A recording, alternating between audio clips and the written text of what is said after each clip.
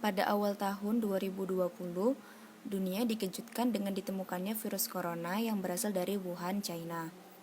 Penyebaran virus corona berkembang pesat ke seluruh dunia, tak terkecuali Indonesia.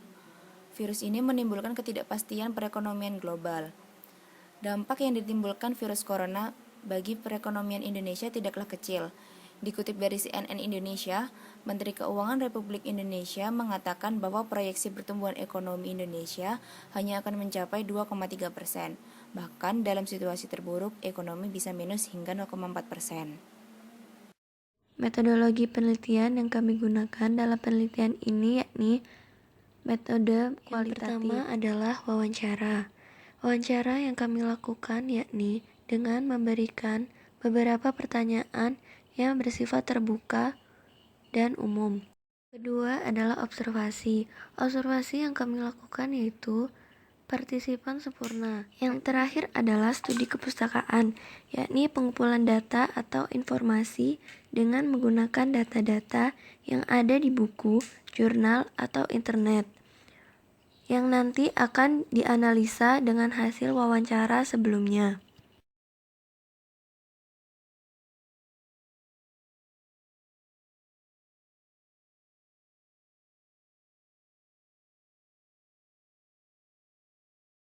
Sejak adanya pandemi COVID-19 ini, banyak orang yang lebih memilih untuk berbelanja online dan menggunakan metode pembayaran dengan transaksi cashless dibandingkan cash.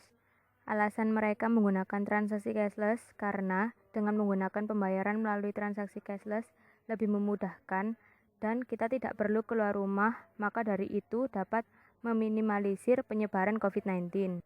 Kelebihan dari melakukan transaksi cashless di masa pandemi ini yaitu lebih mudah dan aman sehingga kita tidak perlu keluar rumah dan tetap menaati peraturan pemerintah untuk tetap di rumah saja. Social distancing sendiri adalah serangkaian cara yang dilakukan untuk mencegah adanya penyebaran menular.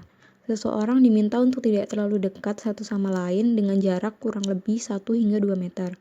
Selain menjaga jarak, harus dibarengi pula dengan penggunaan masker dan kebiasaan mencuci tangan. Karena penggunaan masker juga merupakan salah satu cara pencegahan penyebaran melalui udara. Semenjak adanya pandemi COVID-19, banyak kebijakan-kebijakan pemerintah yang harus diterapkan. Di antaranya yaitu physical distancing dan PSBB atau pembatasan sosial berskala besar yang membuat orang-orang tetap di rumah dan tidak pergi keluar untuk melakukan aktivitas biasanya. Hal ini dapat mempengaruhi perubahan perilaku konsumen, yaitu tidak berbelanja keluar rumah. Mereka lebih memilih untuk berbelanja online dengan melakukan transaksi cashless. Adapun dampak pandemi COVID bagi mereka sebagai seorang konsumen, yaitu mereka jadi lebih boros karena pengeluaran yang banyak. Lalu jarang keluar rumah untuk membeli kebutuhan di supermarket atau toko-toko, dan juga mengurangi keinginan untuk memenuhi kebutuhan pribadinya dikarenakan oleh sedikitnya pemasukan, dan juga menjadi lebih sering belanja kebutuhan-kebutuhan dari sebelumnya. Kedisiplinan masyarakat dalam mencegah penyebaran virus bisa jadi bentuk solidaritas kepada sesama. Yuk kita bersama-sama melawan dan memerangi virus corona, dimulai dari kita sendiri dan setiap keluarga di rumah.